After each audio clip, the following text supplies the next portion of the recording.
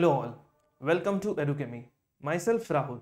Today in this series of modern Indian history where we discuss the previous year's questions on thematic basis, we take very important theme to discuss.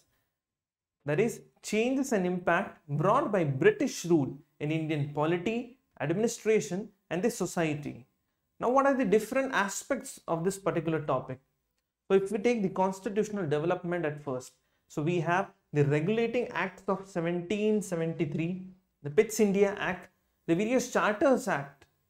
There are 1786, 1793, 1813, 1833, 1853 Act, the Government of India Act of 1858, the various Council Acts, 1861, 1892, the various Government of India Act of 1909, 1919 and 1935. So all this act we need to consider when we analyze the previous year questions based on the constitutional development. Now let us take few of the questions into consideration and understand the particular theme or sub-theme that these questions are talking about. In 2002, there was a question that talked about various acts of colonial government and its various provisions. So provisions of not only one singular act but 1773, the Pitt's India Act, 1813 Act, 1858 Act was asked in the same question.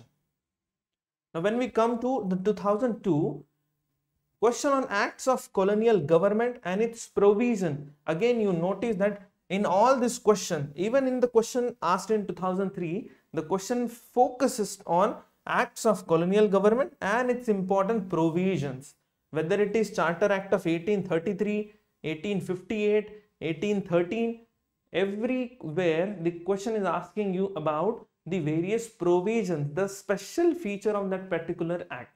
Now what is an important thing to consider here is how do we remember this particular provisions. So to understand that, we need to understand the background of what this constitutional act are formed. For example, when we consider the 1813 Act, so this 1813 Act, so this was formed when the Europe was totally closed by the Napoleon system for trade. And that is when the merchants in Britain or the British merchants, they thought of finding alternatives to Europe, and this is when they requested that we should also be allowed and the trade should be opened in India to everyone.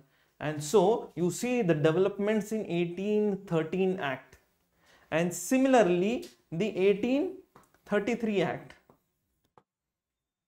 Here also you see the Christian missionaries are allowed, the for education 1 lakh fund is now given, and here the monopoly of the company is totally ended. Even in the tea, it is totally ended. So this way, by understanding the background, it becomes very easy to remember what are the different provisions in this particular act, and this is how you can tackle the various questions.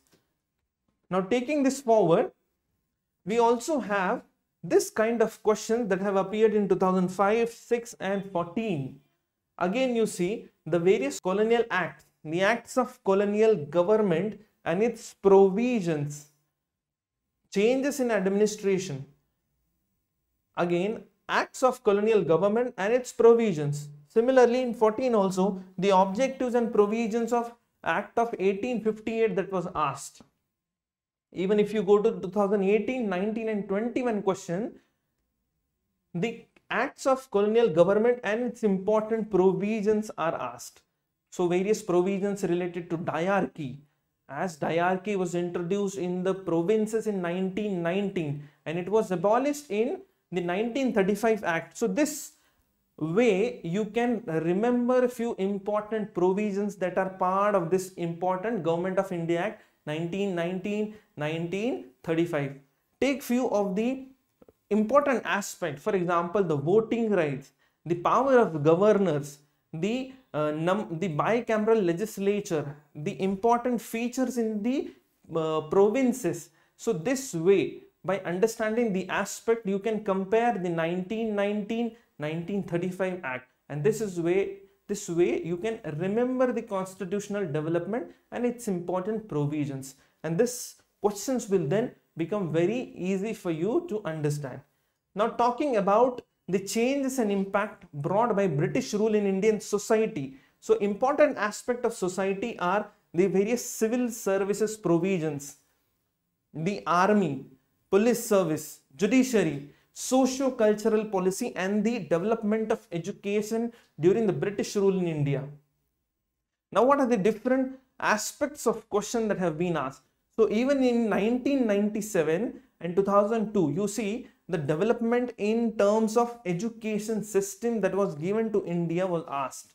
So here, the order of development of education system, the aim of Wood's dispatch is very important, where at the primary level, the mid level and the higher education, you provide education in different languages.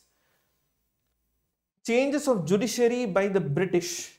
So the Ilbert Bill controversy that becomes very important over here. The subsidiary alliance, the various tools used by British, the subsidiary alliance, the doctrine of lapse. So when we talk about the administrative tools, these tools, the subsidiary alliance, and the people, the persons associated with subsidiary alliance, the doctrine of lapse becomes very important. For example, in 2018, who the person associated with subsidiary alliance, that is Wellesley. There was the question that have been asked in 2018. As we go further, provisions of Wood's dispatch. Again here, the important features of the particular provisions that have been provided by the British government have been asked in the examination. So, important provisions of Wood's dispatch. Again here, education institutions and personalities, they are associated. The Hindu college, the Sanskrit college, the college which was started for training of civil servants in India, that is the Fort William College. Again here, development of English education in India. Satyendranath Tagore, the Fort William College at Calcutta by Wellesley. Rukma Bai case. Now this Rukma Bai case became one of the most important aspect when you talk about the conjugal rights. Bethune School and Ishwar Chandra Vidyasagar. So this is also a question which was asked in the examination based on the education element. Now what different things you need to keep in mind is the various social policies of British into India, the abolition of sati in India, and the various social elements initiated by the British government in India. Also, the education policies, the education during the British rule, that is the persons which are associated with the education system during the British rule in India, that you can divide it into two parts, the Indians and the Britishers that were during that time. For example, William Jones, Jonathan Duncan, the Young Bengal movement, Wellesley, and from Indian perspective, Ishwar Chandra Vidyasagar, the social reformers, Jyotiba Phule, Raja Ram Mohan Roy. So these persons that are associated with education system, go through their profile once so that you get most of the information regarding education during the British rule in India and the persons associated with them. Then also we need to understand that education institutions are important. The Sanskrit College, Fort William College, Hindu College. So who the person they are associated is important. Again, when we talk about the education, the various initiatives with respect to education in India are important. For example, 1813 Act, where 1 lakh rupees were given for education into India, is important. So this way, by analyzing the previous year's question, we come to a conclusion that you need to pay attention to some of the provisions of the Constitutional Act And when it comes to the British rule and various administrative tools of British in India, the persons, institutions and initiatives of social policies, the education policies are important. So do subscribe to our channel at Edukemy on YouTube and stay with us for more updates and such kind of information. Thank you.